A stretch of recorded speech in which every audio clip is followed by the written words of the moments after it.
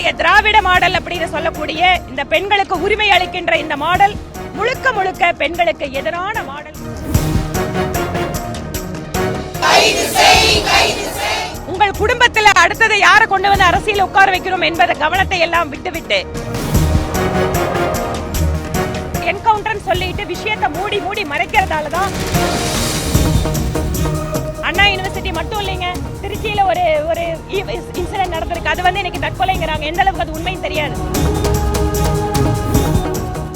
இன்று காலையிலிருந்து இந்த ஒரு கல்லூரி மாணவி பாலியல் வன்கொடுமை செய்யப்பட்ட வழக்கு தொடர்பாக எங்களோட மாநில தலைவர் பிரஸ் மீட் கொடுத்தாரு. நாங்களும் பார்த்தோம்.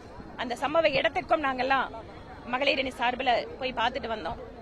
இன்று அதற்காக இந்த சம்பவத்தை கண்டித்து ஒரு பெரும் அதிர்வலைகளை இந்த பாலியல் வன்கொடுமை சம்பவம் ஏற்படுத்தி இருக்கிறது.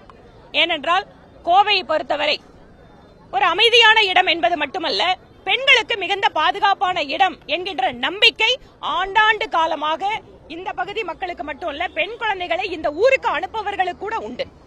அப்படிப்பட்ட ஊரிலே இவ்வளவு ஒரு கொடுமையான சம்பவம் நடந்திருப்பது என்பது அதிர்ச்சிக்கு எங்களை உள்ளாக்கி இருக்கிறது.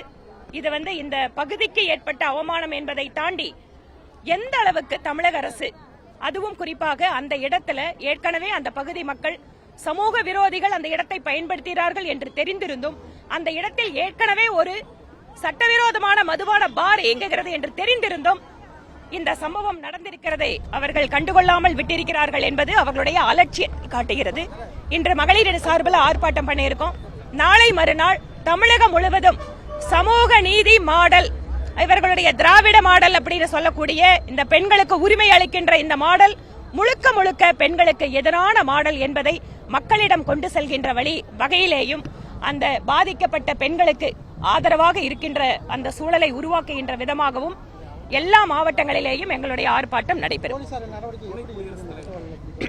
போலீஸ் நடவடிக்கை கடந்த 4 வருட காலமாக நாங்க பார்த்துட்டு இருக்கிறோங்க.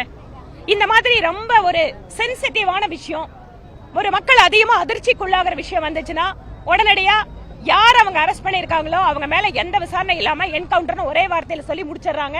அதுக்கப்புறம் அந்த சப்ஜெக்ட் பத்தி பேசுறது இல்ல. இந்த மாதிரி நிறைய விஷயங்களை பார்த்துட்டோம். ஆனா நாங்க எதிர்பார்க்கறது என்னன்னா, நீங்க ஒவ்வொரு வழக்கிலேயும் ஏதாவது ஒரு விஷயத்துல என்கவுண்டர் சொல்லிட்டு விஷயத்தை மூடி மூடி மறைக்கிறதால தான் தொடர்ச்சியாக இந்த மாதிரி சம்பவங்கள் நடந்து கொண்டிருக்கிறது. தேவை என்ன? எங்கெல்லாம் குற்றம் நடப்பதற்கான வாய்ப்புகள் இருக்கிறதோ அதை தடுப்பதும், குற்றம் நடந்தால் சம்பந்தப்பட்ட உண்மையான குற்றவாளிகள் மீது கடுமையான நடவடிக்கை எடுப்பதும் தான் தீர்வாக இருக்க முடியும். இந்த சிட்டியில ஏற்கனவே எந்தெந்த இடங்கள்ல சிசிடிவி இருக்கு, போலீஸோட பேட்ரோல் போயிட்டு இருக்கு, இதெல்லாம் வந்து இன்னைக்கு வந்து மக்களுக்கு வந்து ஒரு நம்பிக்கை அளிக்கக்கூடிய விதமாக இல்லை என்பதுதான் இந்த சம்பவம் தெரிவிக்கிறது. அதனால் காவல்துறை மூடி மறைக்கின்ற வேலையை விட்டுவிட்டு ஏதாவது ஒன்றை செய்து மக்களுடைய கவனத்தை திசை திருப்புவோம் என்பதை விட்டுவிட்டு இனிமேல் இந்த மாதிரியான விஷயங்கள், பெண்களுக்கு எதிரான கொடுமைகள் நடக்காமல் பாதுகாக்க வேண்டும் என்பதுதான் காவல்துறை கிட்ட எங்களோட கோரிக்கை. துணை குடியரசுத் தலைவர் இங்க வருகை தந்திருக்கும் போது மாண்புமிகு திரு சிபி ராதாகிருஷ்ணன் அவர்கள் வருகை தருவதற்கு ஜஸ்ட் ஒரு 10 நிமிஷத்துக்கு முன்பாக டவுன்ஹால் பகுதியில் 2 இளைஞர்கள் பாதுகாப்பு வளையத்தை தாண்டி செல்கிறார்கள். எங்கள் கட்சிக்காரர்கள் வந்து அதை ஆட்சேபம் தெரிவித்த பிறகு அவர்கள் மீது சாதாரணமான வழக்கு போட்டு அன்று மாலையே அவர்கள் பெயிலில் விடுவிக்கப்படுகிறார்கள். அவங்களோட பேர் கூட உங்களுக்கு எல்லாம் பிரஸ் நோட்ல வந்து வரல. உங்களுக்கு மீடியாவில் செய்தி கொடுத்த போது கூட மற்ற குற்றவாளிகளையும் பேர் சொல்லி போடுற காவல்துறை கோவையில மட்டும் பெயர் சொல்லாம வெறும் குற்றவாளிகள் அப்படின்னு பேர் போட்டதுக்கு என்ன காரணம்? இரண்டாவது, அந்த பகுதி எப்படிப்பட்ட பகுதி? இதற்கு முன்பாக அதே பகுதியில கார் குண்டுவெடிப்பு நேர்ந்திருக்கிறது. தொடர்ச்சியாக தேசிய புலனாய்வு முகமை கோவையிலே எத்தனையோ நபர்களை கைது செய்து கொண்டிருக்கிறார்கள். அப்படி இருக்கின்ற பொழுது இந்த மாதிரி 2 வாலிபர்கள் வந்த விஷயத்தில் கூட காவல்துறை மெத்தனமாக இருந்திருக்கிறார்கள் அப்படிங்கறதா எங்களோட கருத்து. அதுக்காக தான் அன்னைக்கு நாங்க ஆர்ப்பாட்டம் பண்ணோம். எதுக்கு நாளைக்கு வரும்போது அதுக்கு அவருக்குன்னு உரித்தான ஒரு உயர்ந்த கான்ஸ்டிடியூஷனல் ஹெட்டுக்கு என்ன வந்து அவருக்கு வந்து அந்த பாதுகாப்பு கொடுக்கணுமோ அதை கொடுக்கணும்னு நாங்க எதிர்பார்க்கிறோம். எக்ஸ்ட்ரா ஒண்ணு வேண்டாங்க. சட்டத்தில் இருக்கிறத ஒழுங்கா கொடுத்தா போதும்.